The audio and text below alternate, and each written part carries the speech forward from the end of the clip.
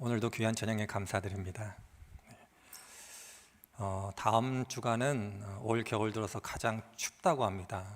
일주일 내내 마이너스 10도라고 하는데 건강 잘 지키시고 다음 주에 아프지 않게 그렇게 뵙도록 하겠습니다. 교역자들 계속해서 기도하도록 하겠습니다. 아마 읽어보신 분들이 있으리라 생각이 들어지는데 어린아이들이 읽는 책 중에 소년과 개구리라는 동화책이 하나 있습니다. 이솝 우화의 바탕을 둔 동화입니다. 내용은 아시겠지만 좀 간단히 요약해 보면 동화의 내용은 다음과 같습니다. 어느 숲속에 작은 연못이 있었고 그 연못에 개구리들이 모여서 살았다고 합니다. 그런데 이 개구리들은 매일 두려움과 공포 속에서 살아갔다고 합니다. 이유를 살펴보니 동네 남자아이들이 숲속에 놀러 오면 노는 것으로 끝나지 않고 항상 연못에 돌을 던지면서 놀았다고 합니다. 물장구를 튀기도 하고 누가 더 물보라를 많이 일으키는지 내기도 하고 그런 식으로 놀았다고 합니다. 개구리들이 이 일을 하루 이틀 경험하다 고민하다가 결단했답니다. 아이들이 오면 꼭 얘기를 해야 되겠다.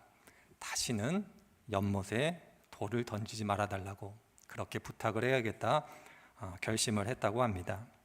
그리고 어느 날 아이들이 다시 숲속으로 놀러 오게 됐고 연못에 돌을 던지게 됩니다. 그때 사람 세상도 그렇듯이 가장 나이 많은 개구리가 대표해서 아이들한테 얘기를 했다고 합니다. 제발 우리들이 살고 있는 연못에 돌을 던지지 말아달라고. 이 이야기를 들은 아이들은 이유를 모르겠다는 표정으로 반문했다고 합니다. 왜 우리들이 연못에 돌을 던지지 말아야 되는지 잘 모르겠다. 그렇게 반문을 하자 나이 많이 든 개구리가 이렇게 이야기를 했다고 합니다. 너희들이 무심코 던진 돌에 우리들은 맞아 죽는다. 이렇게 이야기를 했다고 합니다. 그러자 그 아이들이 그 이야기를 다 듣고 나서는 돌을 내려놓고 사과했다. 그렇게 동화가 끝나고 있습니다. 제가 굳이 설명드리지 않아도 동화가 주는 교훈을 잘 아실 겁니다.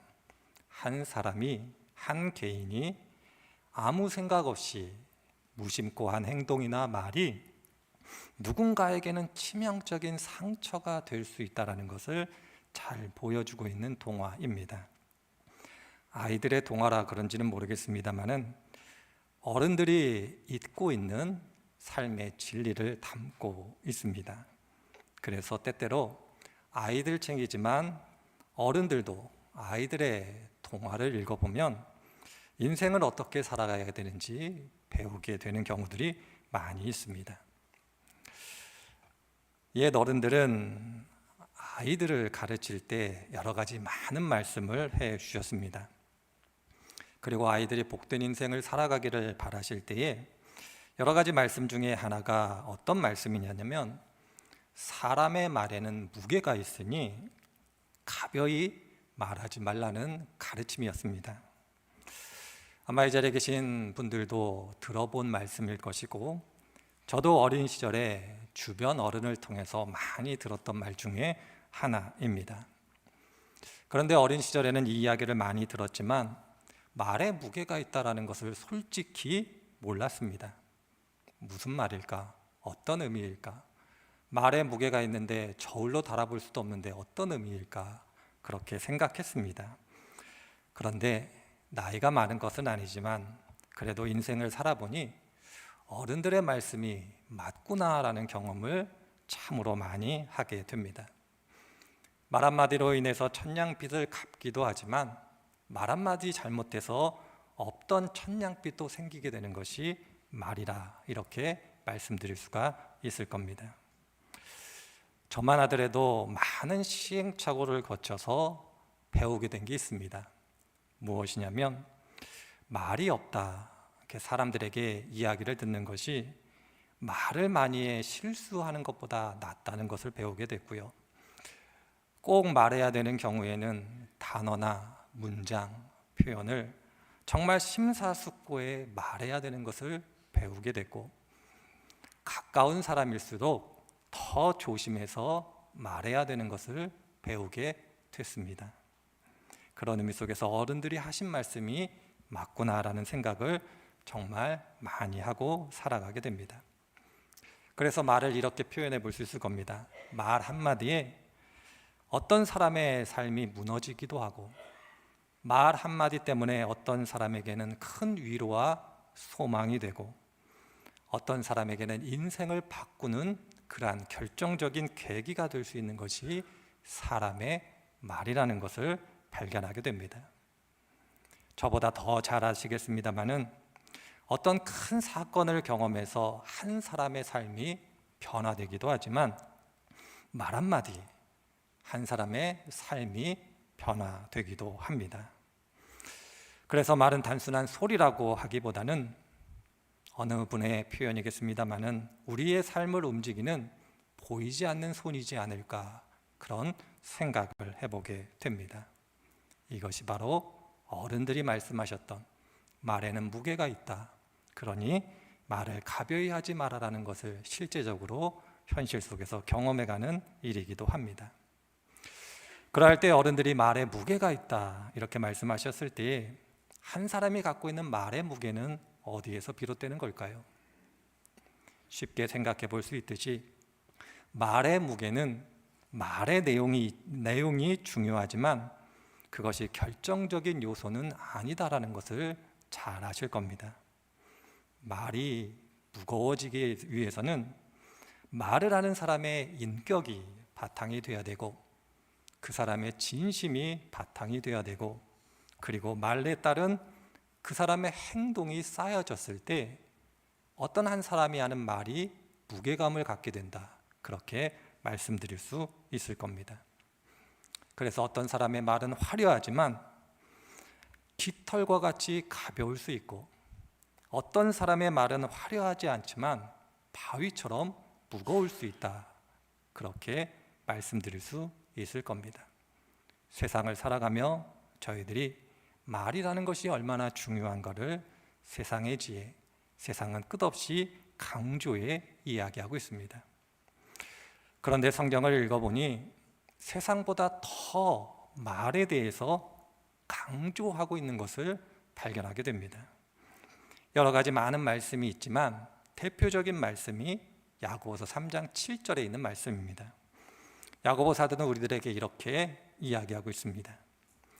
우리가 다 실수가 많으니 만일 말에 실수가 없는 자라면 곧 온전한 사람입니다, 이렇게 이야기를 하고 있습니다. 우리는 실수가 있습니다. 하나님도 알고 계십니다.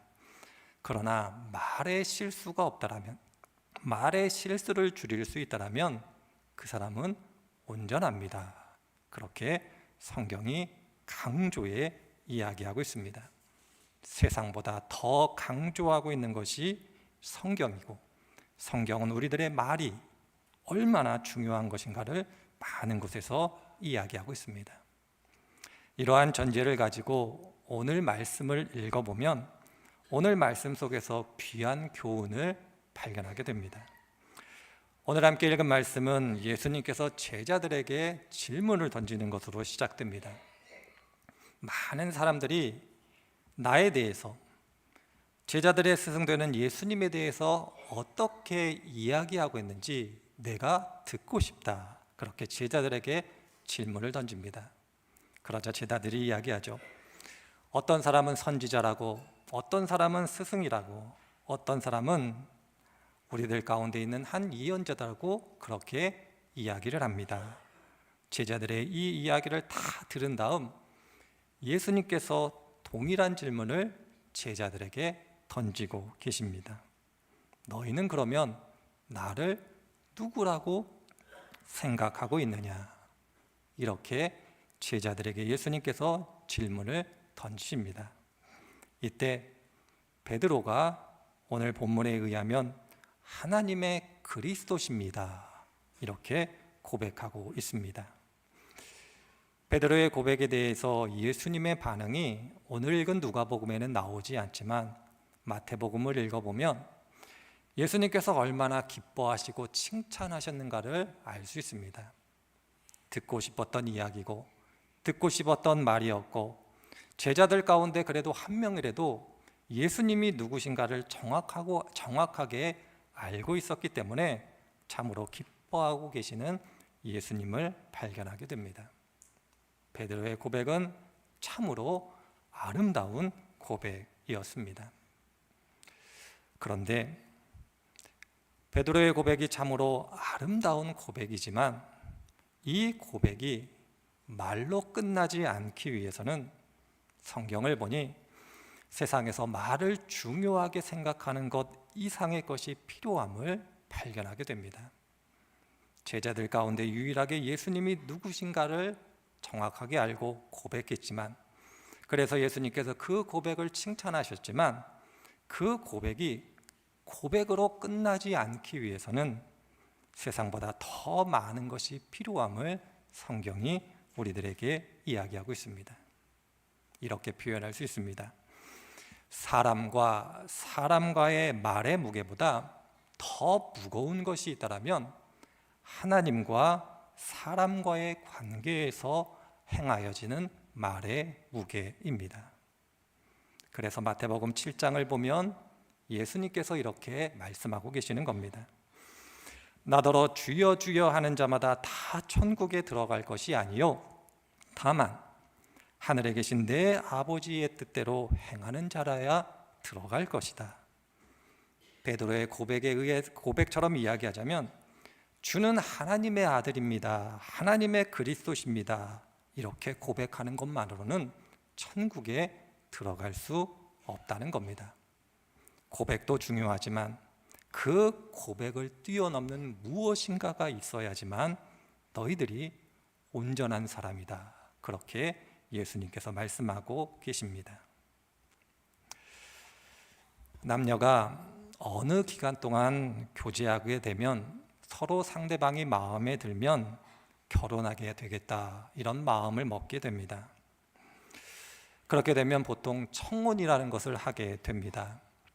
예전에는 주로 남자가 했지만 요새는 남자만 하는 것 같지는 않습니다. 여자가 먼저 하는 경우도 있고, 그저 누구가 됐던 먼저 결혼하자 이렇게 이야기하는 것이 요즘 시대인 것 같습니다.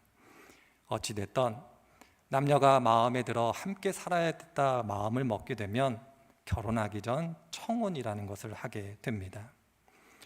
청혼할 때 많은 말을 하진 않죠.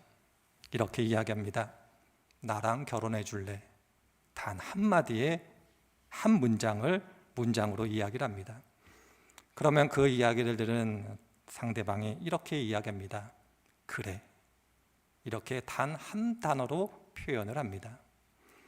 청혼이라는 것, 결혼이라는 것, 일평생 함께 살자라는 그 결정이 많은 말에 의해서 되어지는 것이 아니라 나랑 결혼해 줄래라는 단 한 문장과 그래라는 단 하나의 단어로 결정이 됩니다.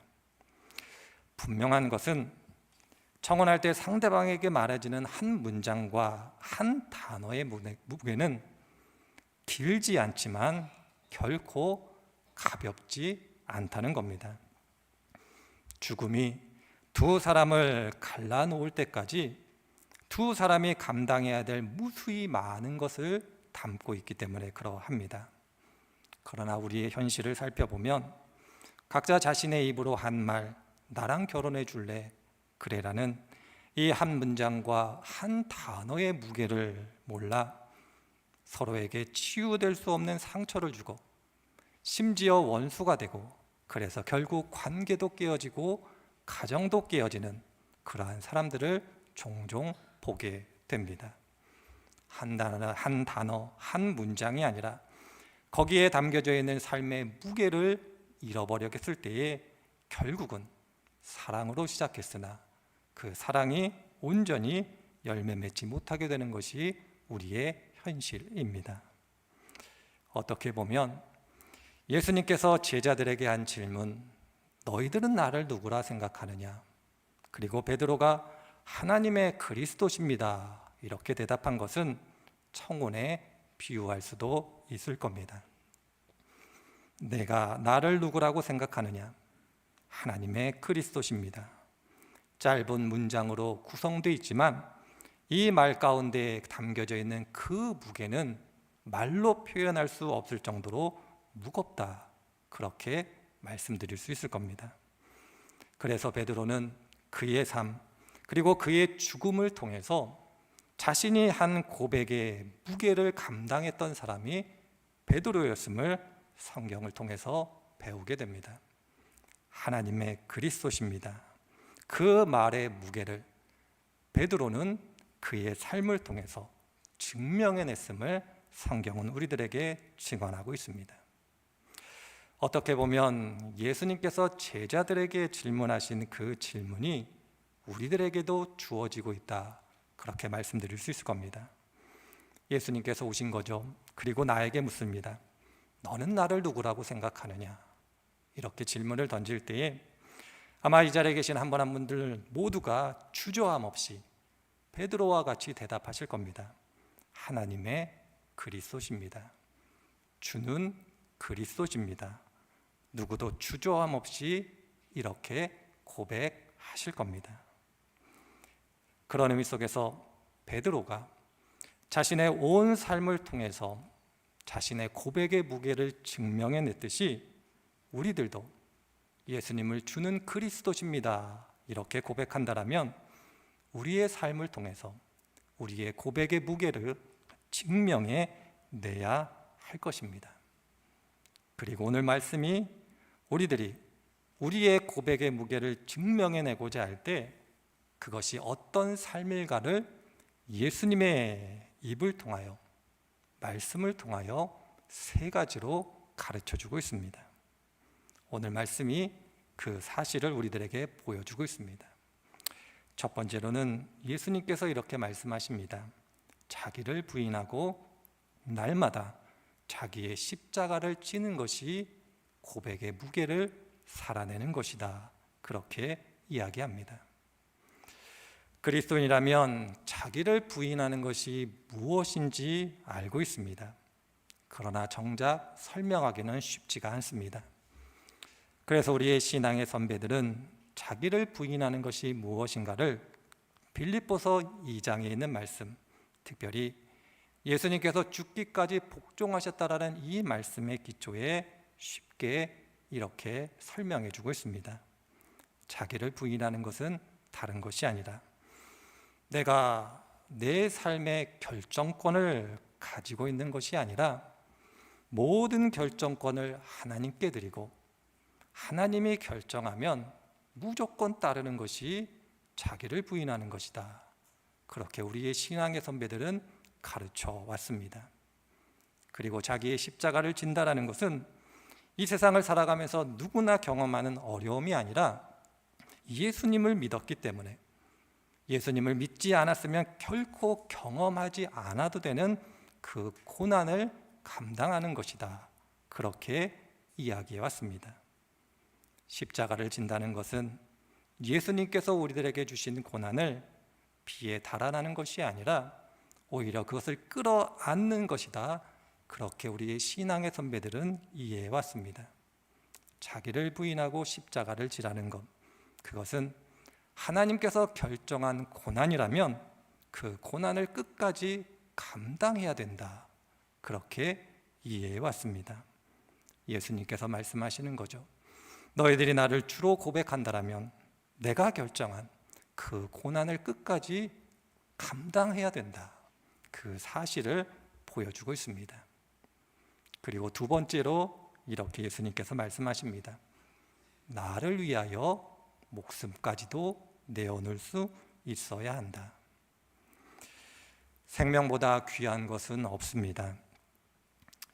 생명이 가장 귀하다는 것을 아는 사람들의 특징 중에 가장 중요한 특징은 나에게 주어진 이 생명을 어떻게 하면 값지고 의미 있게 살아갈 것인가에 대한 질문과 답을 가지고 살아가는 사람들입니다.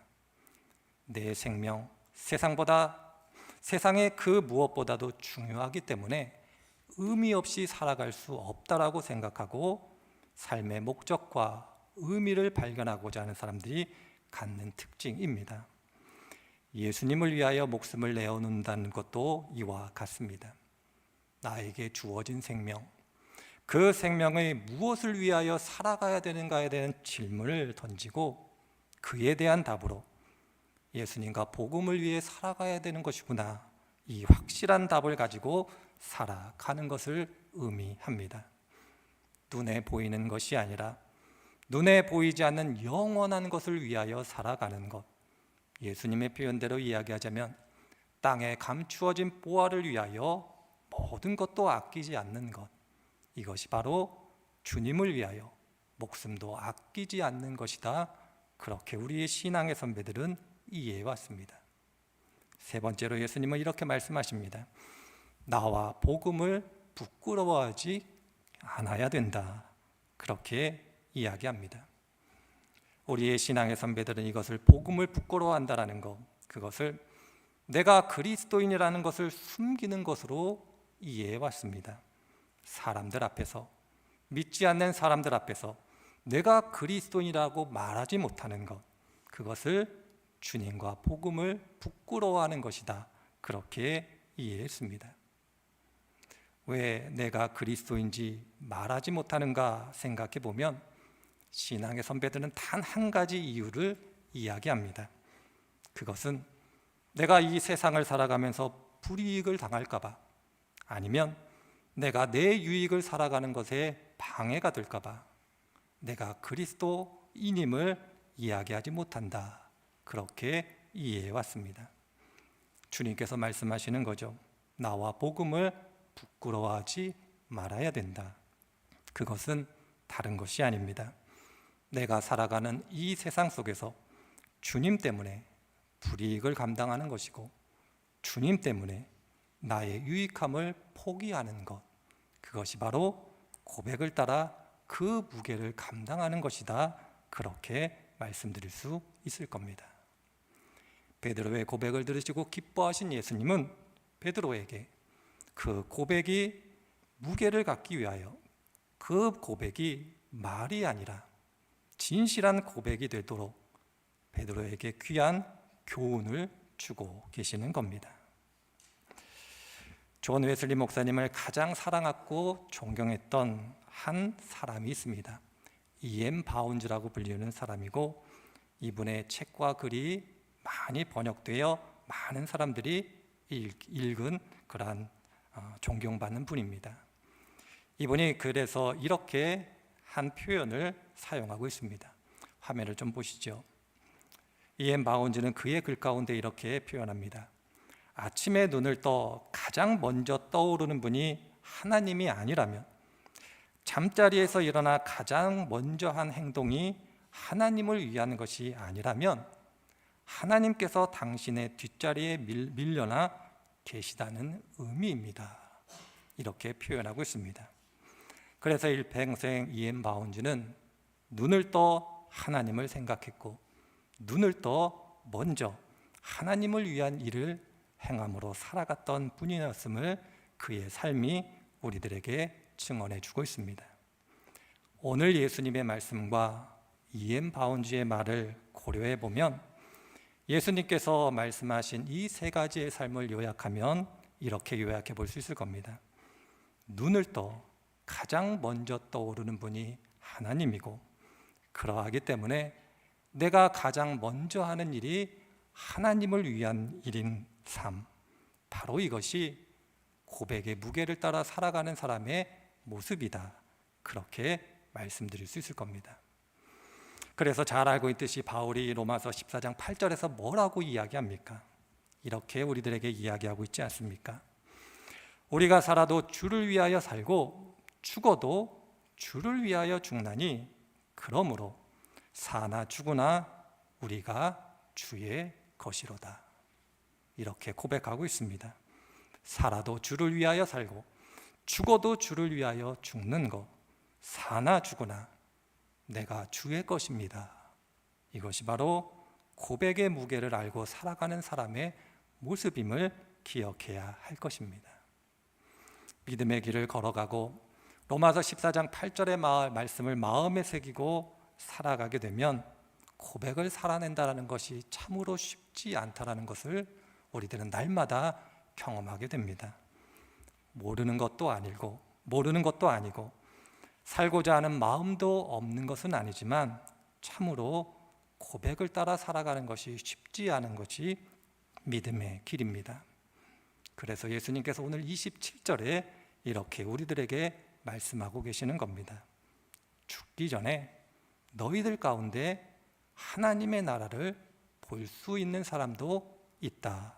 그렇게 말씀하고 계십니다. 우리의 신앙의 선배들은 이것을 임박한 종말의 신앙을 가지고 살아가는 것이다. 그렇게 표현했습니다. 잠깐이면 다시 주님을 만날 것이다라는 그 믿음을 가지고 살아가는 것, 이때 고백을 살아낼 수 있다. 그렇게 말씀드릴 수 있을 겁니다. 예수님께서 하신 비유 중에 달란트의 비유가 있습니다. 달란트를 받은 두 종은 주인이 다시 올 것을 알았기 때문에 열심을 다해 자신의 맡겨진 역할을 감당했습니다. 주인이 멀리 떠났지만 곧 돌아올 것을 믿었기 때문에 최선을 다하여 자신에게 맡겨진 달란트를 잘 활용했음을 성경이 우리들에게 보여주고 있습니다. 어찌 보면 오늘 27절에 있는 말씀은 임박한 종말이라고 우리들의 신앙의 선배들은 표현했지만 이렇게도 표현해 볼 수 있을 겁니다. 주님을 다시 만날 그날이 곧 올 거라는 소망, 주님을 다시 만날 것이라는 그 소망이 내 안에 가득하면 고백을 따라 살아갈 수 있다. 그렇게 말씀드릴 수 있을 겁니다. 주님을 다시 만난다. 곧 다시 만날 것이다. 그러니 그분이 기뻐하는 일을 해야겠다. 그분을 다시 만나면 그분에게서 칭찬을 받아야겠다. 그날이 멀지 않았다. 그 믿음을 가지고 우리들이 살아갈 수 있다라면 고백의 무게를 능히 감당할 수 있음을 예수님께서 말씀해 주고 계십니다. 멀리 있으면 힘들지만 가까이 있으면 그것을 감당해낼 수 있는 것이 우리들이기 때문에 예수님께서 우리의 연약함을 아셨기 때문에 너희들 가운데 곧 하나님의 나라를 볼 수도 있을 것이다. 그렇게 말씀하고 계십니다. 그런 의미 속에서 이 자리에 계신 성도님들 한 분 한 분들께서 예수님을 향하여 하나님의 그리스도십니다. 주는 그리스도십니다. 이렇게 고백할 때 곧 주님을 만날 그날을 기대하심으로 고백을 살아내실 수 있는 복된 분들이 되시기를 바랍니다. 하나님이 기뻐하실 것이고 하나님이 능력을 주실 것이고 능히 이렇게 살아가실 수 있도록 우리와 동행하시는 분이심을 기억하실 때 한 주간 이를 위하여 기도하시고 실천해 가시는 복된 분들이 되시기를 주님의 이름으로 축원을 드립니다.